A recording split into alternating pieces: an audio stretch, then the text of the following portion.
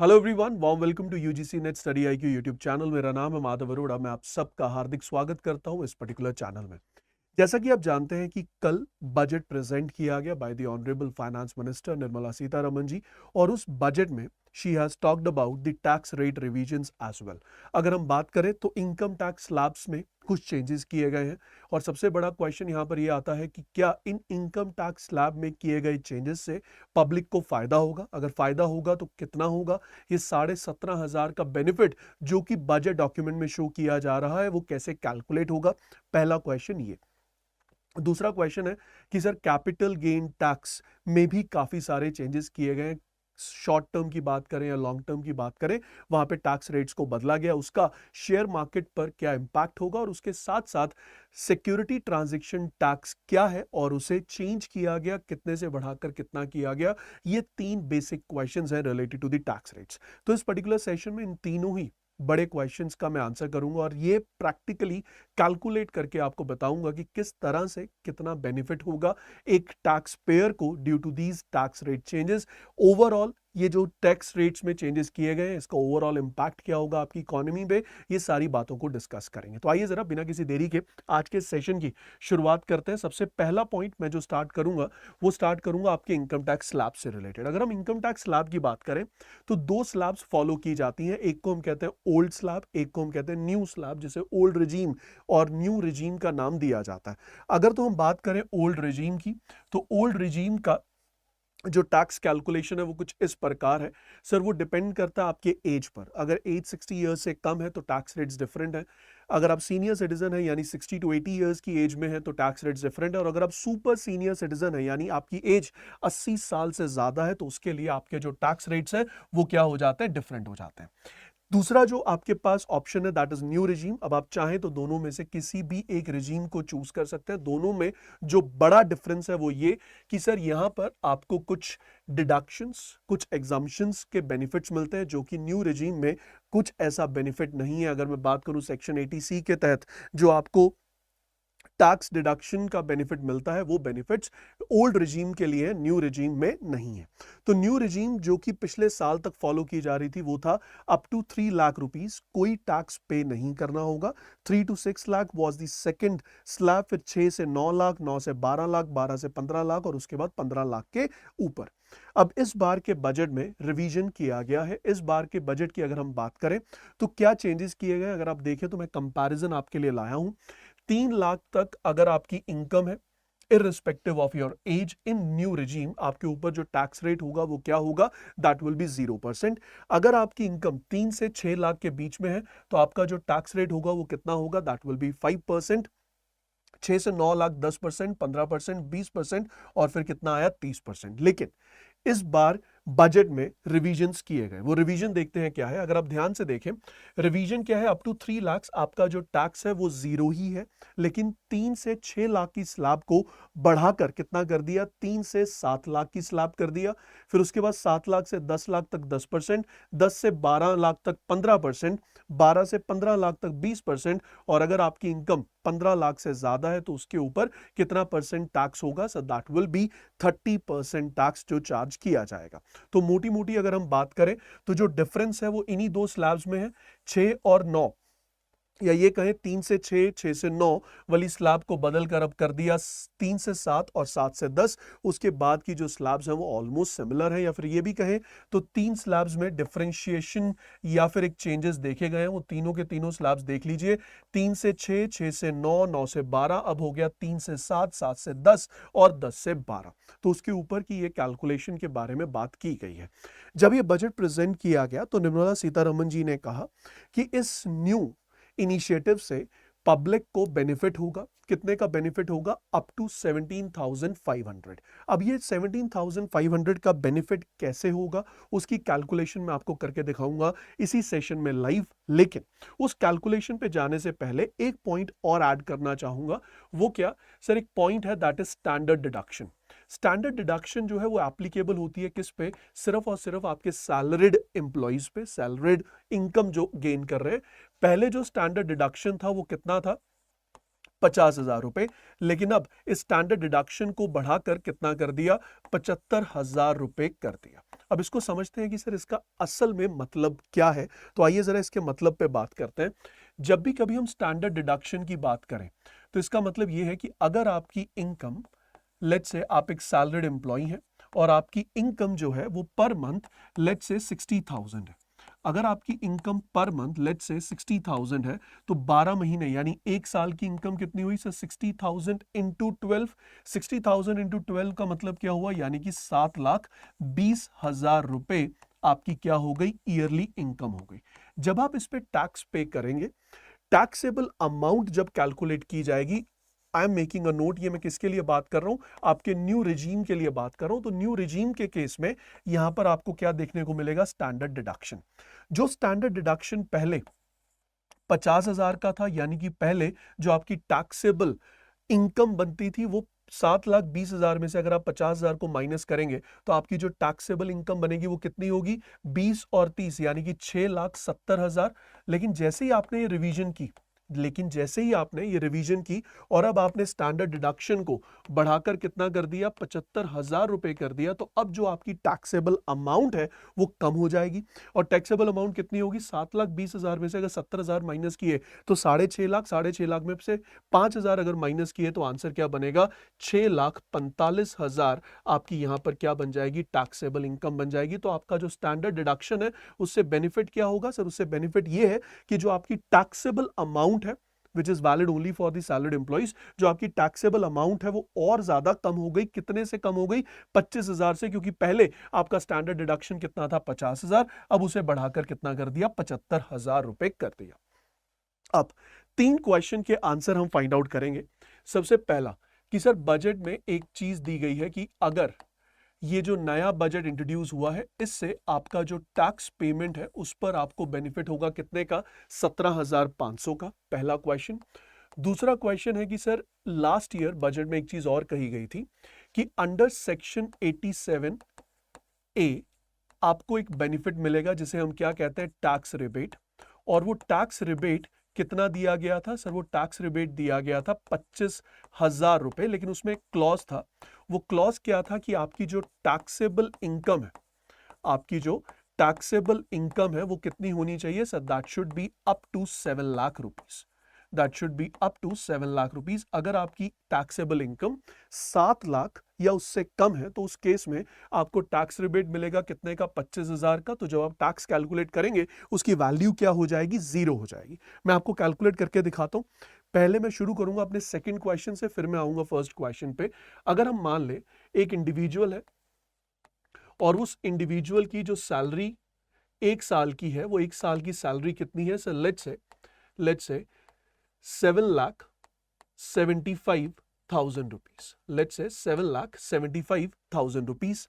अगर मैं पिछले साल के अकॉर्डिंग बात करूं, जो लास्ट ईयर का आपका न्यू रिजीम स्लैब था, वो न्यू रिजीम स्लैब के अकॉर्डिंग क्या था सर, 0 से 3 लाख तक आपके ऊपर टैक्स कितना होगा, निल, यानी कि 0%।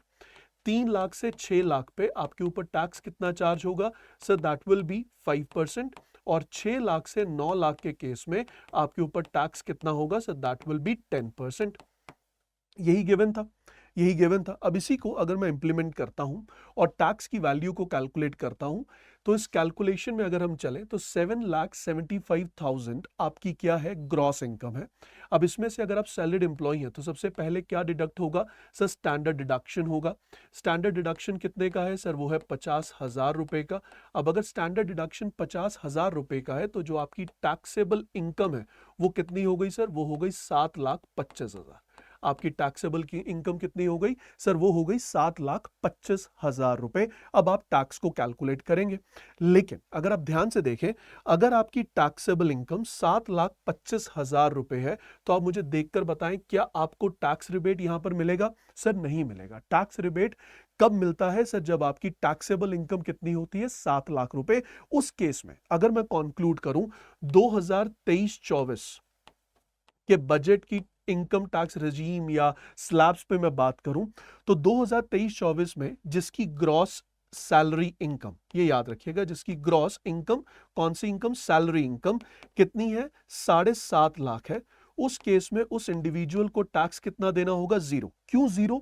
आप 7.5 लाख क्यों बोल रहा हूं मैं? क्योंकि न्यूज में तो 7 लाख लिखा आता है, उसका आंसर दे रहा हूं सर। 7.5 लाख मैंने आपका क्या बोला? Gross income. टैक्सेबल इनकम कितनी होगी सर? टैक्सेबल इनकम होगी जब आप इसमें से क्या माइनस करेंगे? स्टैंडर्ड डिडक्शन को माइनस करेंगे। और स्टैंडर्ड डिडक्शन पहले कितना था सर? पहले था 50,000 रुपए। अब वो स्टैंडर्ड डिडक्शन बढ़ा दिया गया, वो बात की बात है। अब इसके बाद जो आपकी टैक्सेबल इनकम होगी वो कितनी होगी सर? टैक्सेबल इनकम आपकी बन जाएगी 7 लाख रुपए। तो अगर आपकी टैक्सेबल इनकम 7 लाख है तो उसके ऊपर आपको रिबेट मिलेगा कितने का? 25,000 का। आइए जरा इसे कैलकुलेट करते हैं। 0 से 3 लाख तक टैक्स कितना होगा? 0। 3 से 6 लाख यानी 3 लाख पर टैक्स कितना हुआ सर? 15,000 रुपए। और 6 से 7 लाख, अगर आपकी इनकम टैक्सेबल इनकम 7 लाख है तो 6 से 7 लाख यानी 1 लाख पे कितने परसेंट टैक्स? 10%। तो 1 लाख पे 10% टैक्स का मतलब कितना हो गया? 10,000। तो जो आपका टैक्स बनता था वो कितना बनता था? 25,000 रुपए। लेकिन गवर्नमेंट ने आपको क्या दे दिया? टैक्स रिबेट दे दिया। क्योंकि आपकी टैक्सेबल इनकम 7 लाख या उससे कम है तो आप ये रिबेट एंजॉय कर सकते हैं 25,000 की। और यहां पर जो टैक्स पेयर है वो कितना टैक्स पे करेगा सर? वो नील टैक्स पे करेगा। वो कितना टैक्स पे करेगा सर? वो नील टैक्स पे करेगा। लेकिन जैसे ही इस बार बदलाव किए गए, अगर हम इस बार बदलाव की बात करें तो बदलाव क्या कहता है सर? बदलाव कहता है कि 2024-25 में सैलरीड एम्प्लॉय के ऊपर जो स्टैंडर्ड डिडक्शन है उसे बढ़ाकर कितना कर दिया? 75,000 रुपए कर दिया। इसका मतलब यह हुआ अगर आपकी ग्रॉस इनकम 7,75,000 रुपए है तो 7,75,000 की ग्रॉस इनकम में से स्टैंडर्ड डिडक्शन माइनस करने पर टैक्सेबल इनकम कितनी निकलेगी सर? टैक्सेबल इनकम निकलेगी 7 लाख। और अगर आप उस 7 लाख की इनकम पर जब टैक्स कैलकुलेट करेंगे वो फिर से कितना बनेगा? 25,000 रुपए। और वहां पर आपको फिर से क्या एंजॉय करेंगे? टैक्स रिबेट को एंजॉय करेंगे। तो कंक्लूजन ऑफ दिस स्टेटमेंट क्या है कि नए टैक्स रिजीम के अकॉर्डिंग जो पहले बेनिफिट था किसका? जीरो टैक्स पेमेंट का, वो किस पे था सर? वो था अगर आपकी टैक्सेबल इनकम 7 लाख है तो आपको टैक्स कितना देना होगा? नील देना होगा। वो आज भी सेम है। वो आज भी सेम है कि अगर आपकी टैक्सेबल इनकम 7 लाख है तो आज भी आपके ऊपर टैक्स क्या होगा? नील होगा। लेकिन ग्रॉस इनकम पहले कितनी थी? 7.5 लाख। स्टैंडर्ड डिडक्शन 50,000 की, तब जाकर आपकी टैक्सेबल इनकम कितनी आती थी? 7 लाख रुपए। लेकिन अब अगर आपकी ग्रॉस इनकम 25,000 ज्यादा है यानी 7,75,000 तक है तो भी आपके ऊपर टैक्स पेमेंट क्या होगा? 0। कंडीशन एक है कि आप क्या होने चाहिए? सैलरीड एम्प्लॉय होने चाहिए। तो ये सबसे पहला और सबसे बड़ा बेनिफिट है किसका? जो स्टैंडर्ड डिडक्शन इंक्लूड किया गया। तो मैं आपको दोबारा बता दूं, स्टैंडर्ड डिडक्शन को इंक्लूड करने के बाद अब जो आपकी ग्रॉस इनकम, ग्रॉस और टैक्सेबल इनकम का डिफरेंस आपको समझ आया होगा, उसको ध्यान में रखना। आपकी जो ग्रॉस इनकम है अगर पहले वो 7.5 लाख थी तो टैक्स कितना था? नील। क्योंकि 50,000 स्टैंडर्ड डिडक्शन के बाद टैक्सेबल इनकम कितनी बनती थी? 7 लाख। और 7 लाख पे सेक्शन 87A के तहत टैक्स कितना बन जाता था? 25,000, जिस पे रिबेट मिलती थी। और टैक्स पेएबल कितना हो जाता था? 0।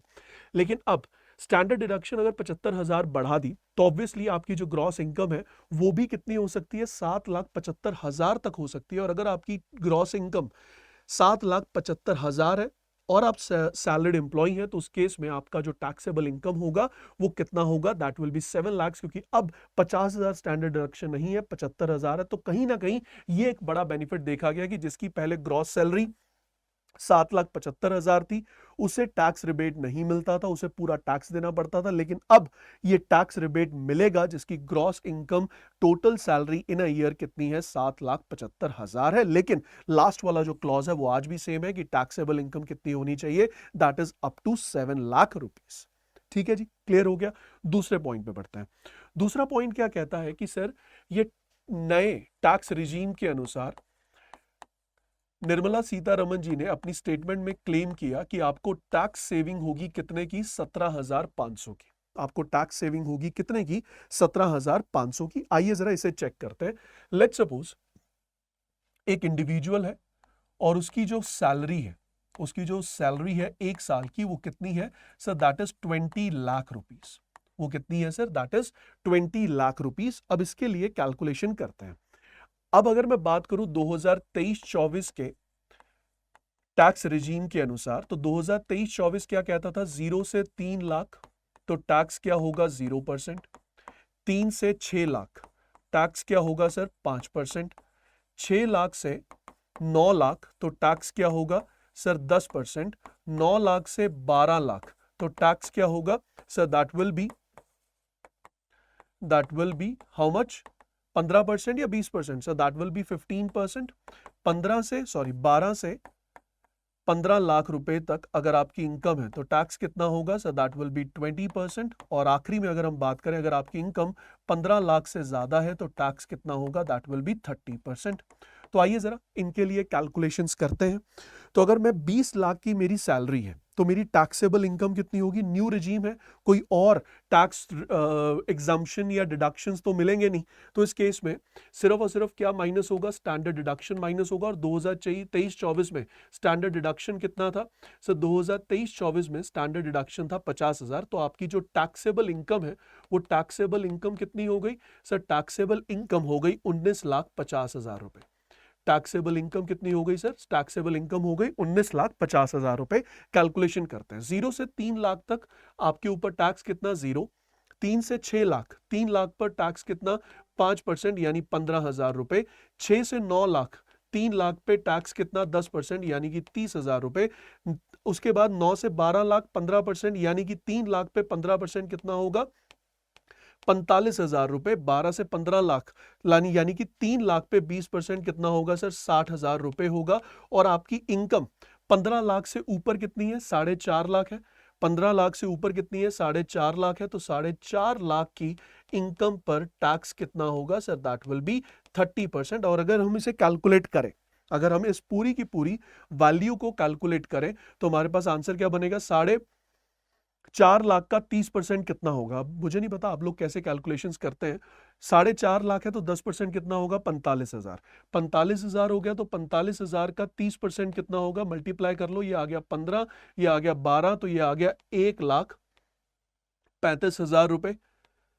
ये कितना आ गया सर, ये आ गया 1,35,000 रुपए। अब इसे आप ऐड कर लीजिए, अगर मैं इसे ऐड करूं आपके लिए, 15 में 30 जोड़े 45, 45 में 45 जोड़े 90, 90 में 60 जोड़े कितना हो गया, 90 में अगर आप 60 जोड़ते हैं तो कितना हो गया 1.5 लाख रुपए हो गए। 1.5 लाख में अगर आपने 1,35,000 जोड़े तो आपके पास टोटल वैल्यू कितनी आ गई सर, ये आ गई 2,85,000 रुपए का आपको क्या देना होगा, टैक्स देना होगा। 2,85,000 रुपए का क्या देना होगा, टैक्स देना होगा एज पर दी लास्ट ईयर 2023-24। अब अगर हम बात करें न्यू रिजीम पर, तो न्यू रिजीम के लिए क्या होंगी चीजें वो समझते हैं जरा।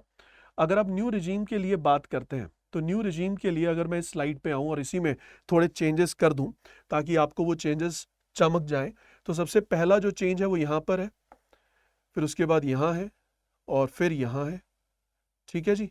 उसके अलावा यहां चेंज हो जाएगा, यहां भी चेंज होगा, यहां भी चेंज होगा। उसके अलावा अगर हम बात करें लास्ट में तो चेंज होगा ही होगा, इसे भी हटा देता हूं। अब यहां पर आप कैलकुलेशन देखिएगा मैं कैसे कर रहा हूं, ये बहुत इंपॉर्टेंट है आपके लिए समझना। 3 से 7 लाख 5%, 7 से कितना 10 लाख कितना होगा 10%, 10 से 12 लाख कितना होगा 15%, और उसके बाद बाकी सारे फिगर्स एज इट इज है। अब अगर आप कैलकुलेशन करें, अब अगर आपकी इनकम कितनी है 20 लाख, तो अब आपका जो स्टैंडर्ड डिडक्शन है वो कितना होगा सर, वो 20 लाख पे स्टैंडर्ड डिडक्शन 50,000 नहीं, अब कितना हो जाएगा 75,000 हो जाएगा, क्योंकि इंक्रीज कर दिया। अब अगर इंक्रीज किया तो आपकी जो टैक्सेबल इनकम है वो कम हो गई, कितनी हो गई 19,25,000 हो गई। अब 19,25,000 पे आपको क्या कैलकुलेट करना है, टैक्स कैलकुलेट करना है। तो यहां पर 4 लाख का 5% कितना हो गया सर, 4 लाख का 5% हो गया 20,000। 7 से 10 लाख कितना, 3 लाख का 10% कितना हो गया सर, ये हो गया 30,000। 10 से 12 लाख, 2 लाख पे 15% कितना हुआ, फिर से 30,000। 12 से 15 लाख, 3 लाख पे 20% 60,000। अब यहां पर आपकी इनकम कितनी है सर, आपकी इनकम है 19,25,000, यानी कि जो इनकम है आपकी 15 लाख से ऊपर वो कितनी है 4,25,000 रुपए। और 4,25,000 रुपए पे आपको कितना टैक्स देना होगा, 30% का टैक्स देना होगा। अब आइए जरा इन दोनों को कंपैरिजन करते हैं। पहला कंपैरिजन क्या कहता है, यहां पे अगर आप देखें 15 और 30, 45, 45 और 45 90,000। यहां अगर आप देखें 20, 30, 60, तो यहां पर बना है अभी तक कितना टैक्स 80,000 नए इंट्रोडक्शन के बाद गवर्नमेंट के नए बजट में, अगर मैं यहां पर इसे कर दूं कितना 2024-25, तो 2024-25 में आपका जो टैक्स पेमेंट है वो सीधा सीधा कितना कम हो गया, 10,000 रुपए कम हो गए। क्यों? क्योंकि आपने क्या कम किया, स्लैब कम की, आपने स्लैब को रिवाइज किया। अब अगर मैं टोटल की बात करूं, तो 4,25,000 जो मेरे पास वैल्यू आई, 4,25,000 का 30% कितना होगा सर? 4,25,000 का 30% होगा 1,27,500। ये कितना आया सर? ये आया 1,27,500। अब अगर आप इनको ऐड करते हैं, 20 में 30 जोड़े 50, 50 में 30 जोड़े 80, 80 में 60 जोड़े 140, 140 में 1 जोड़ा तो 240, 240 में 20 जोड़े 260, 260 में तो ये कितना आ गया सर? ये वैल्यू कितनी होगी बताइएगा जरा, ऐड करके बताइए जरा जल्दी से, इसकी वैल्यू कितनी होगी? This is a really very important point जहां पर आपके पास फाइनल आंसर्स आने वाले हैं। तो उसके हिसाब से अगर हम देखें तो हमारे पास बना था 80,000 प्लस 60 दैट इज 140, 1,40,000 में हमने कितनी वैल्यू ऐड कर दी? 1,27,500 को ऐड कर दिया, तो हमारे पास जो वैल्यू निकल के आई वो कितनी आई? 2,67,500। अब अगर आप इन दोनों में गैप निकालेंगे, इन दोनों में अगर आप डिफरेंस निकालेंगे तो डिफरेंस कितने का होगा? 285 है, अगर ये 265 होता तो गैप कितना हो जाता? 20,2500 कम कर लो तो ये गैप कितने का आ गया? 17,500। इसीलिए गवर्नमेंट क्या क्लेम कर रही है कि ये जो नया टैक्स स्लैब्स इंट्रोड्यूस किए गए हैं उससे पब्लिक को कितना फायदा होगा? 17,500 का फायदा होगा। 10,000 का फायदा इस स्लैब रिवीजन की वजह से हो गया और 7,500 का फायदा किस वजह से हो गया? क्योंकि आपने स्टैंडर्ड डिडक्शन बढ़ा दी। अगर स्टैंडर्ड डिडक्शन बढ़ाई, जिस 50,000 पे जो 50,000 आपने यहां पे डिडक्ट किया था, 19,50,000 आया था, अब वो 25,000 और कम हो गया। 25,000 पे अगर मैं 30% कैलकुलेट करूं तो कितना बनता है? 7,500। तो वो 7,500 का जो टैक्स है वो कम हो गया, जिसकी वजह से 10,000 प्लस 7,500 टोटल जो बेनिफिट है वो कितने का हो गया? 17,500 का आपको टोटल बेनिफिट हो गया। अब मुझे नहीं लगता कि इस टॉपिक से रिलेटेड आपको कोई डाउट होगा, आपको सारी चीजें क्लियर हो गई होंगी। इस वीडियो को एक बार दोबारा देख लीजिएगा ताकि आपको और ज्यादा क्लैरिटी मिल जाए। तो ये है जहां पर ये मैंने बहुत क्लियरली मेंशन कर दिया कि पहले जो आपकी इनकम थी, ग्रॉस इनकम, जिस पे टैक्स जीरो था, वो कितनी थी? 7.5 लाख। अब वो बढ़कर कितनी हो गई? 7.75 लाख, क्योंकि आपका जो स्टैंडर्ड डिडक्शन है वो 50,000 से बढ़कर कितना हो गया? 75,000 हो गया। अब जल्दी से बात कर लेते हैं कैपिटल गेन पे। कैपिटल गेन की अगर हम बात करें तो according to finance minister, long term capital gain taxes को क्या किया गया? रिवाइज किया गया, जिसमें सबसे पहला जो रिवीजन है वो क्या? एग्जाम्पशन लिमिट को बढ़ा दिया। पहले जो एग्जाम्पशन लिमिट 1 लाख रुपए पर ईयर थी उसे बढ़ाकर कितना कर दिया? 1.25 लाख रुपीस। दूसरा जो रिवीजन किया गया वो क्या? लॉन्ग टर्म कैपिटल गेन पर जो आपके टैक्सेस थे 20% के, किस पर? प्रॉपर्टी सेल पर।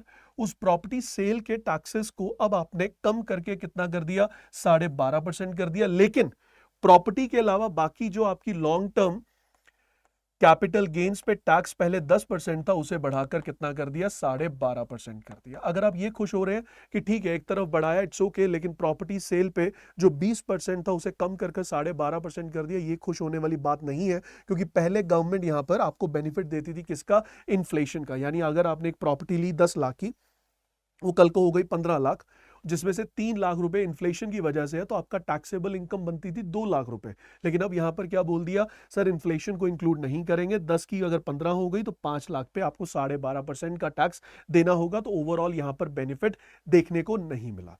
शॉर्ट टर्म की बात करें तो शॉर्ट टर्म के केस में आपकी जो टैक्सेशन वैल्यू है वो बढ़ाकर कितनी कर दी? टैक्स रेट 15% से बढ़ाकर 20% कर दिया। और जब आप सिक्योरिटी ट्रांजैक्शन करते हैं, जब आप सिक्योरिटीज का सेल परचेज करते हैं, इवन जब आप ऑप्शन फ्यूचर में ट्रेड करते हैं, तो वहां पर जो आपका टैक्स था वो 0.01% था, उसको बढ़ाकर कितना कर दिया? 0.02%। देखने में आप लग रहा होगा कि क्या ही है, 0.1 से 0.2 ही तो किया, लेकिन देखा जाए टेक्निकली तो डबल कर दिया। और इन सिक्योरिटी ट्रांजैक्शन का जो वॉल्यूम है, जो वैल्यू है, वो काफी बड़ी है। और अगर इसे आप डबल कर रहे हैं तो टैक्स कलेक्शन भी डबल होगा, ऊपर से जो पब्लिक के ऊपर बर्डन आएगा वो भी क्या होगा? डबल होगा।